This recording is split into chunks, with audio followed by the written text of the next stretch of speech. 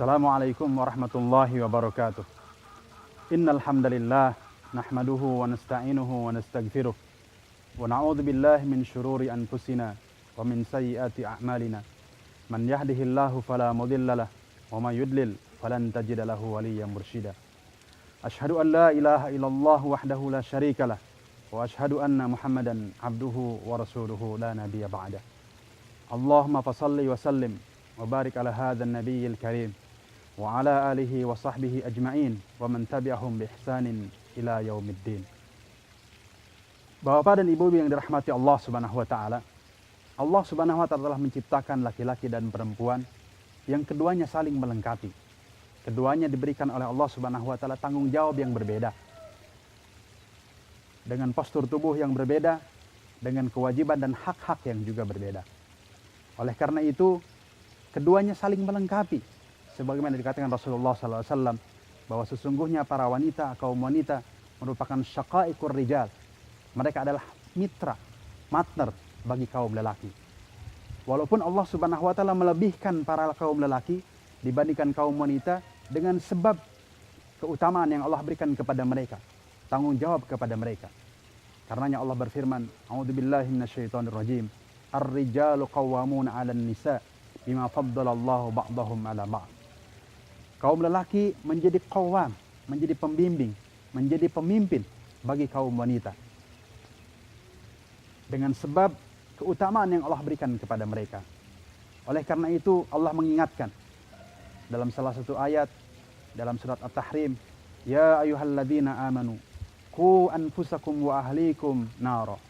Wahai orang-orang yang beriman, jagalah diri kalian dan keluarga kalian dari api neraka. Waquduhan nasu wal hijarah. Api neraka ini, kata Allah Subhanahu wa taala, bahan bakarnya, bahan baku yang dibakarnya adalah an-nasu wal hijarah, manusia dan batu-batu. Alaiha malaikatun giladun syidad la ya'sunallaha ma amarahum wa yaf'aluna ma yu'marun. Para malaikat ini taat kepada Allah, tidak pernah mengingkari atau menyelewengi perintah-perintah Allah Subhanahu wa taala. Karenanya Islam sebagai ajaran yang rahmatan lil alamin sudah menjelaskan garis-garis dan batas-batas bagaimana sebenarnya mengatur hubungan antara laki-laki dan perempuan. Oleh karena itu, hari ini mungkin kita melihat bahwa umat Islam mendapatkan sebuah ujian besar, yaitu isme-isme, ajaran-ajaran yang datang dari luar Islam menyerang umat Islam dari sisi budaya. Penyerangan dari sisi budaya ini lebih berbahaya karena tidak disadari oleh umat Islam. Sehingga akhirnya yang lahir hari ini kita saksikan adalah pergaulan dan budaya bebas antara laki-laki dan perempuan yang kesemuanya sebenarnya akan membawa umat Islam kepada kehancuran. Bapak dan ibu-ibu yang dirahmati Allah Subhanahu wa taala, pergaulan bebas adalah sesuatu yang datang, budaya yang datang dari luar yang bertujuan untuk menghancurkan moral dan etika generasi muda kita. Sehingga hari ini kita menyaksikan bagaimana kemudian dekadensi moral terjadi karena pergaulan bebas yang dimulai dari tidak adanya batas-batas antara laki-laki dan perempuan sampai akhirnya kehidupan bebas, seks bebas, free sex dan sebagainya. Yang kesemuanya ternyata di negeri barat itu sendiri mendatangkan berbagai macam penyakit yang sampai hari ini penyakit tersebut merupakan salah satu momok yang menakutkan bagi dunia, yaitu penyakit HIV AIDS. Yang dunia menyatakan bahwa penyakit ini adalah penyakit yang berbahaya karena menyerang imunitas tubuh manusia. Bapak dan ibu yang dirahmati Allah Subhanahu wa taala, bagaimana sebenarnya Islam mengajarkan kepada kita bahwa sesungguhnya laki-laki dan perempuan memiliki peranan dan masing-masing saling melengkapi. Akan tetapi ada batas-batas yang tidak boleh dilanggar. Salah satunya yang pertama, taujihat atau arahan dari Allah Subhanahu wa taala kepada kita, yaitu dengan cara menundukkan pandangan. Allah berfirman di dalam surat An-Nur, "Qul lil mu'minina yaghuddu min absarihim wa yahfazu furujahum." Katakan kepada orang-orang mukmin agar mereka menundukkan sebagian dari pandangan mereka dan menjaga kemaluan-kemaluan mereka. Allah memang di dalam hal ini menyebutkan bahwa menundukkan sebagian pandangan, karena tidak mungkin orang berjalan terus menunduk.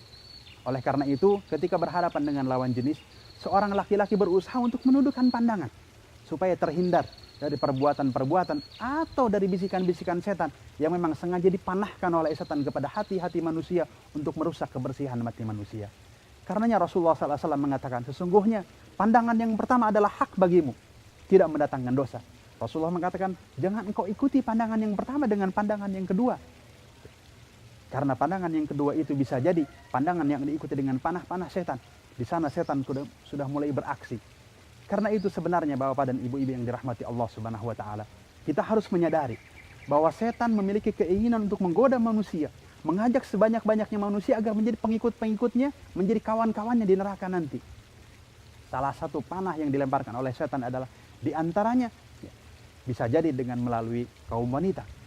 Karenanya kepada kaum wanita, Allah Subhanahu wa taala memerintahkan untuk hal yang kedua, di antaranya mereka merapatkan pakaiannya agar menutup pakaiannya supaya tidak terlihat aurat-aurat yang merupakan ujian dan godaan bagi umat manusia. Di satu sisi orang-orang mukmin diperintahkan untuk menundukkan pandangan, di sisi yang lain juga para kaum wanitanya juga Allah perintahkan agar mereka menutup aurat dengan sebaik-baiknya supaya tidak menjadikan fitnah, godaan bagi orang yang lain. Begitu juga Allah memerintahkan kepada kaum wanita agar mereka menjaga penampilan supaya tidak menjadi atau mengundang godaan bagi kaum laki-laki, kaum Adam, sehingga mereka kemudian menjadi fitnah di kemudian hari. Oleh karena itu Bapak dan Ibu-ibu yang dirahmati Allah Subhanahu wa taala, ini adalah salah satu bagian yang disebutkan di dalam Al-Qur'an bagaimana Allah menginginkan terciptanya masyarakat yang bersih, masyarakat yang terhindar dari berbagai macam penyakit sosial, yang insya Allah apabila tuntunan-tuntunan ini kita terapkan, Allah Subhanahu wa taala memberkahi bangsa ini, Allah akan memberkahi umat ini, sehingga insya Allah mereka menjadi umat yang layak, menjadi pemimpin dan menjadi panutan bagi umat-umat yang lain. Bapak dan Ibu-ibu yang dirahmati Allah Subhanahu wa taala, sesungguhnya umat ini Allah persiapkan menjadi umatan wasata, umat pilihan, umat yang terbaik, yang insya Allah ketika mereka mampu menunjukkan bagaimana batas-batas pergaulan antara laki-laki dan perempuan, maka Allah Subhanahu wa taala akan menjadikan umat ini sebagai umat yang wasata, umat yang nanti akan menjadi saksi, umat pilihan menjadi saksi bagi umat-umat yang lain. Tentu kita berharap bahwa para pemuda menyadari sesungguhnya mereka adalah tulang punggung bangsa ini. Pemuda-pemudinya, orang-orang mudanya, mereka siap untuk menjaga syariat-syariat, batas-batas Allah Subhanahu wa taala di dalam pergaulan. Begitu juga para orang tua, mereka diwajibkan Allah Subhanahu wa taala menjaga dirinya dan menjaga keluarganya. Karena itu lihatlah dengan siapa anak kita bermain, dengan siapa anak kita bergaul. Jangan sampai pergaulan itu kemudian membawa anak-anak kita kepada jurang kehancuran, yang tentunya kita tidak ingin mereka menjadi orang-orang yang terjerumus ke dalam kehancuran. Banyak anak-anak baik yang karena kurang perhatian, kurang bimbingan dari orang tua, mereka terbawa pergaulan bebas. Akhirnya kemudian menyesallah orang tua tersebut. Lebih baik hari ini kita berlinang air mata dalam mendidik anak, daripada besok hari kita berlinang air mata darah karena anak-anak kita tidak sesuai dengan harapan yang kita inginkan. Bapak dan Ibu sekalian berbahagia, mudah-mudahan Allah Subhanahu wa taala memberikan bimbingan kepada kita semua, keluarga kita, sehingga kita terjaga dari api neraka. Billahi taufiq wal hidayah. Wassalamualaikum warahmatullahi wabarakatuh.